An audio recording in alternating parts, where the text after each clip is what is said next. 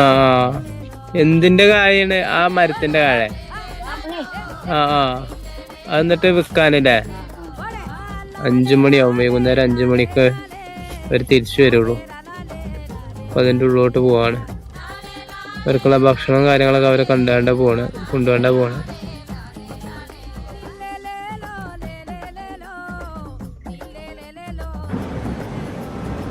നിലമ്പൂരിലെ നെടുങ്കായം ഫോറസ്റ്റിലേക്കാണ് ഇന്നത്തെ യാത്ര. അപ്പോൾ ഞാനിവിടെ രാവിലെ 7:30 സമയമായപ്പോൾ തന്നെ ഇവിടെ എത്തിയിട്ടുണ്ടായിരുന്നു. പക്ഷെ ഇവിടെ 9 മണിക്ക് ഓപ്പൺ ചെയ്യുള്ളൂ എന്ന് പറഞ്ഞു.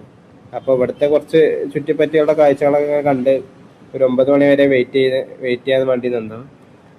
ഇവിടെ ഏകദേശം നിലമ്പൂരിൽ നിന്നും 12 കിലോമീറ്റർ ഉണ്ട് ഈ ഒരു നെടുങ്കായം എന്ന സ്ഥലത്തേക്ക്. ഒരു ആദിവാസി ഊരുകളുള്ള സ്ഥലമാണ്. പക്ഷെ നമുക്ക് ഉള്ളോട്ടൊന്നും പോകാൻ പറ്റില്ല.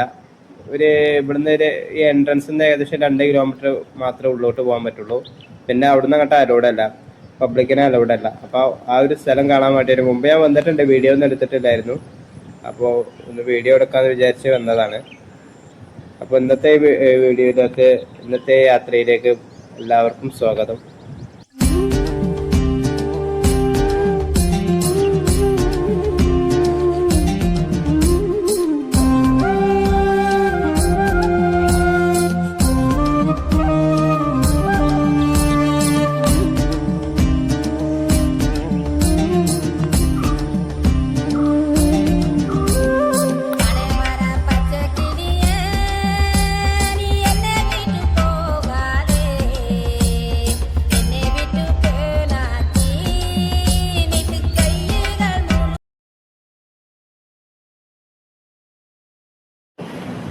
അങ്ങനെ ഒരു കറക്റ്റ് 9 മണിയായപ്പോൾ തന്നെ അവിടെ ഓപ്പൺ ചെയ്ത് ഇവിടെ എൻട്രി ഫീ എടുക്കാണ്ട് ഏകദേശം 50 രൂപയാണ് ഒരാൾക്ക് ചാർജ് വരുന്നത്.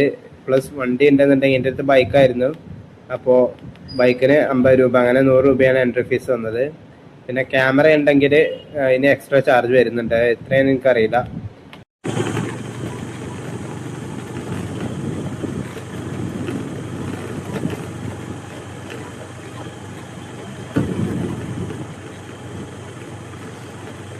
ഇപ്പൊ നെടുങ്കായം ഫോറസ്റ്റിന്റെ ഉള്ളിലേക്ക് കയറിട്ടോ. ഉള്ളിലേക്ക് കയറുമ്പോൾ തന്നെ നിറയെ തേക്കും തോട്ടങ്ങളാണ്.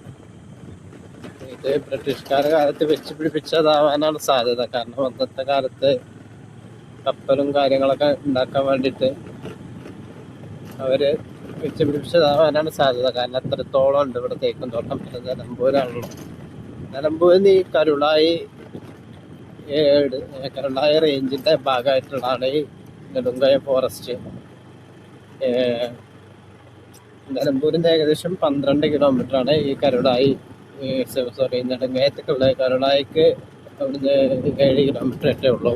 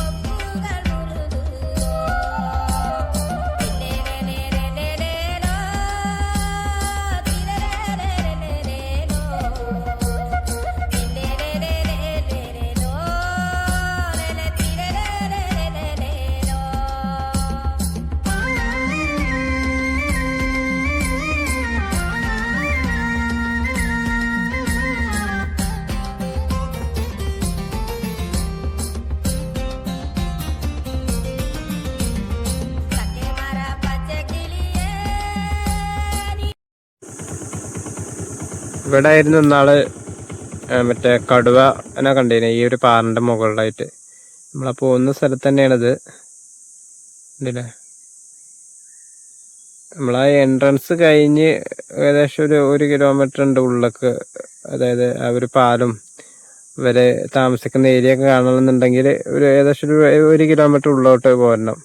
അപ്പോൾ പോകുന്ന വഴിയിലാണ് ഇപ്പോൾ ഈ ഒരു പാറയും അങ്ങനത്തെ തേക്കത്തോട്ടൊക്കെ കാണാൻ പറ്റുക. ഇതിൻ്റെ മുകളിലായിരുന്നു അന്ന് കടുവ ഉണ്ടായിരുന്നത്, കടുവനെ കണ്ടിരുന്നത്.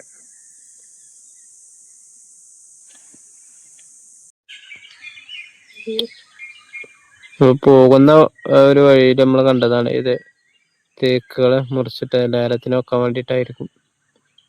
ഇഷ്ടംപോലെ ഉണ്ട്, ഉള്ളിലൊക്കെ ഉണ്ട്.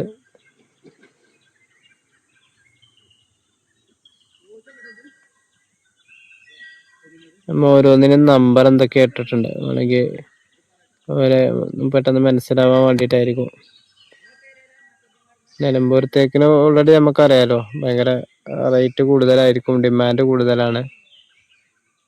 ഇതിൻ്റെ ഉള്ളിലൊക്കെ ഇഷ്ടംപോലെ ഉണ്ട് കേട്ടോ, അങ്ങനെ മുറിച്ചിട്ടായിട്ട് വെച്ചിട്ടുണ്ട്.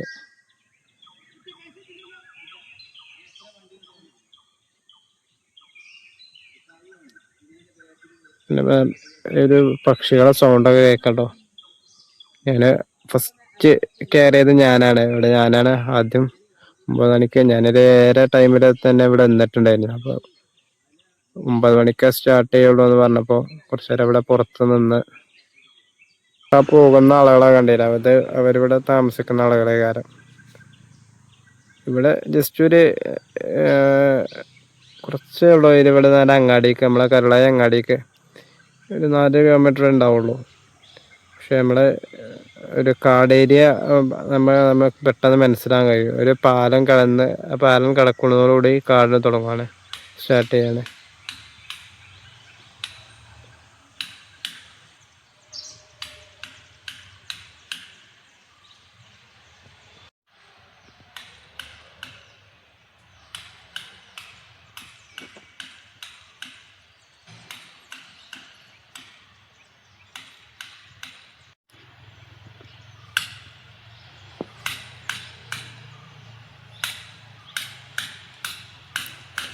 മരത്തിന് എന്താ നമ്പർ ഇടാട്ടോ, അതായത് ഇങ്ങനെ കൊത്തി കൊത്തി നമ്പർ ഇട്ട് വെക്കുകയാണ് അവർ.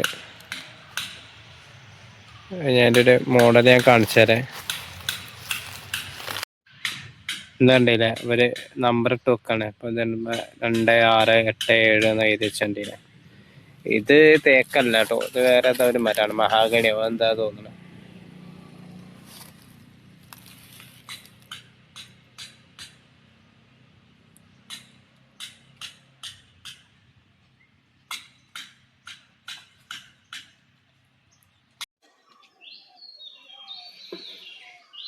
ആയിരത്തി 1933 ഈ പാലം നിർമ്മിച്ചത്. ബ്രിട്ടീഷുകാരാണ് ഈ പാലം നിർമ്മിച്ചത്.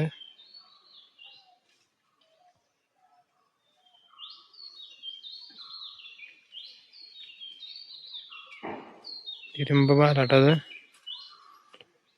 അന്ന് നിർമ്മിച്ചപ്പോഴും ഇതേമാതിരി നിലനിൽക്കുന്നുണ്ട്. വേറൊരു പുതിയ പാലോ പണിയേണ്ട ഒരു ആവശ്യം വന്നിട്ടില്ല. അപ്പോൾ അന്ന് ആലോചിച്ചാൽ മതി എന്തുമാത്രം അന്നത്തെ ഒരു ടെക്നോളജി. ബ്രിട്ടീഷുകാരെ തല പോയതാണത്, സമ്മതിച്ചേ പറ്റൂ. ഇന്നത്തെ കാലത്താണെന്നുണ്ടെങ്കിൽ മാക്സിമം പോയ ഒരു 10 വർഷം, അതിൻ്റെ മുകൾക്കായാൽ തന്നെ കേടുപാടുകൾ സംഭവിക്കും. അന്നത്തെ കാലത്ത് ഈ ഒരു ഇരുമ്പും സംഗതികളും കൊണ്ടുവന്ന് ഇവിടെ ഉണ്ടാക്കണം എന്നുണ്ടെങ്കിൽ കുറച്ചൊന്നും നല്ല എഫേർട്ട് ഉണ്ടാവുക.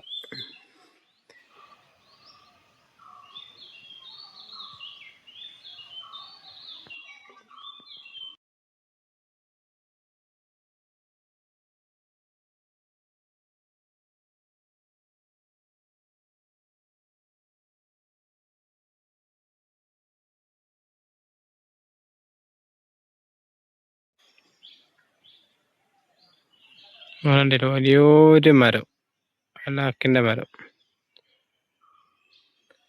എന്നോ പോലെ കിടന്നാട്ടോ.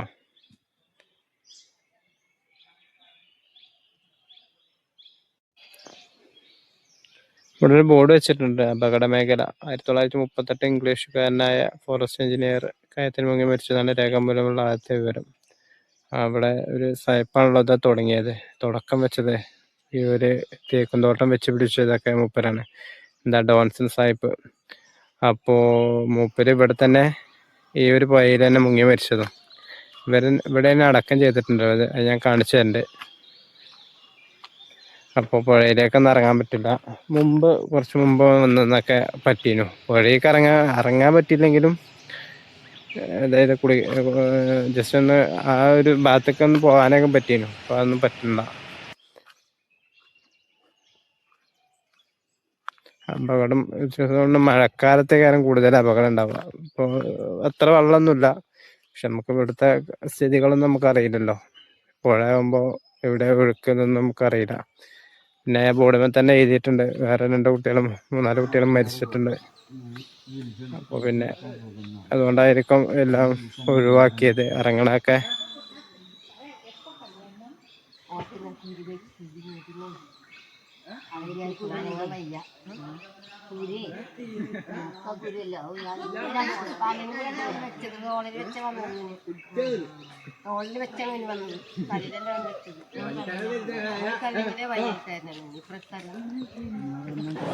ഈ വർത്താനം പറഞ്ഞിരിക്കുന്ന ആളുകളെ കണ്ടില്ലേ? ഇവരോട് എന്തിനാ എങ്ങോട്ടാ പോണെന്ന് ചോദിച്ചപ്പോ എന്താ കായുണ്ട് കാടിന്റെ ഉള്ളില്, അപ്പൊ അത് പെറുക്കാൻ വേണ്ടി പോവാണെന്ന് പറഞ്ഞു.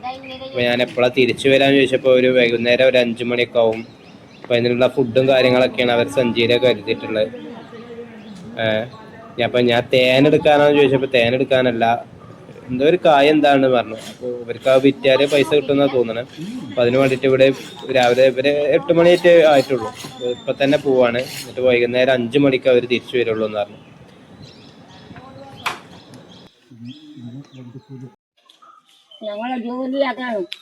ആ എന്തിന്റെ കായാണ്? ആ മരത്തിന്റെ കായ. ആ എന്നിട്ട് വിൽക്കാനല്ലേ?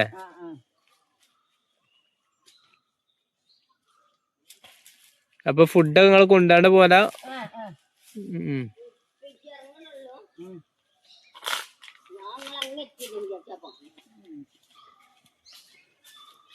അവരെന്താ ഒരു കായ എടുക്കാൻ വേണ്ടി ഉള്ളോട്ട് പോവാണ് വനത്തിന്റെ ഉള്ളിലേക്ക്. ഇനി തിരിച്ചു വരുമ്പോ 5 മണിയാവും, വൈകുന്നേരം 5 മണിക്ക് അവർ തിരിച്ചു വരുള്ളൂ. അപ്പൊ അതിന്റെ ഉള്ളോട്ട് പോവാണ്. അവർക്കുള്ള ഭക്ഷണവും കാര്യങ്ങളൊക്കെ അവരെ കൊണ്ടുപോകാണ്ട പോവാണ്.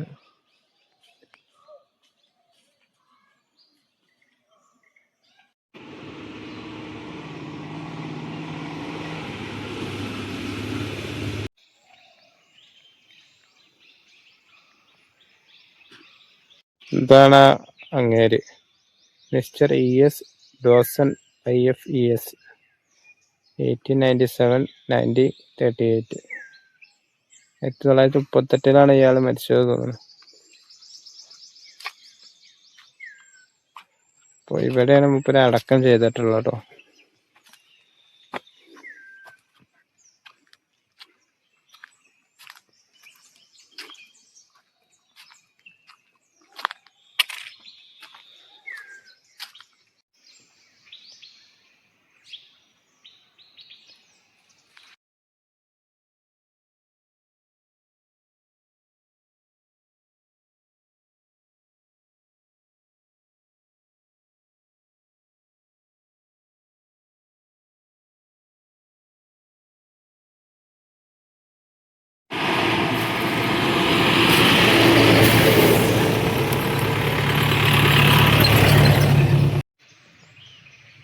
ജീപ്പ് പോണ കണ്ടില്ലേ? ആ റൂട്ട് ഇഷ്ടംപോലെ പോട്ടോ. അവിടുന്ന് അങ്ങോട്ട് ഒരുപാട് ദൂരമുണ്ട് കാടിൻ്റെ ഉള്ളോട്ട്. അങ്ങനെ പോയി കഴിഞ്ഞാൽ നമ്മളെ ഊട്ടി മലനിര ഊട്ടിക്കൊക്കെ എത്താം. ഇതേപോലെ റൈറ്റ് സൈഡ് കയറി പോയാൽ നേരെ നമ്മുടെ സൈലന്റ് വാലി ആ ഒരു ഭാഗത്തൊക്കെ എത്താം. ഫോറസ്റ്റിൻ്റെ കുറേ ആൾക്കാർ അവിടെ ഒന്ന് ഇറങ്ങിയിട്ടുണ്ട്, എന്താ അറിയില്ല.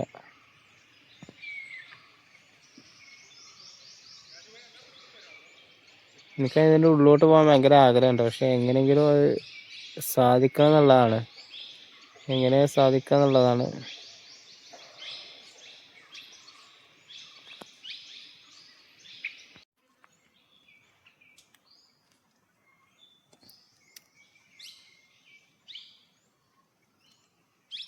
ഇവിടുത്തെ സ്കൂളാട്ടോ അത്. പക്ഷെ ഇവിടെ ഇപ്പം ഈ സ്കൂള് നിലവിലില്ലാന്നാ തോന്നണേ. ഇവിടെ നഴ്സറി മാത്രമായിട്ടുള്ളൂ. സ്കൂളുകൾക്ക് ഇവരിപ്പോൾ കരുളായിയാണ് ഭാഗത്തൊക്കെ അങ്ങോട്ടാ പോലെ. മുമ്പ് ഇവിടെ LP സ്കൂള് വരെ ഉണ്ടായിരുന്നു ചോദിച്ചപ്പോൾ പറഞ്ഞത്. ഇവിടെ സ്കൂളുകൾ ഒക്കെ അങ്ങോട്ട് മാറ്റിയിട്ടുണ്ടല്ലോ. കരുളായി ബിൽഡിങ്ങിൽ സ്ട്രെങ്ത് കുറവായിട്ടോ എന്താണോ.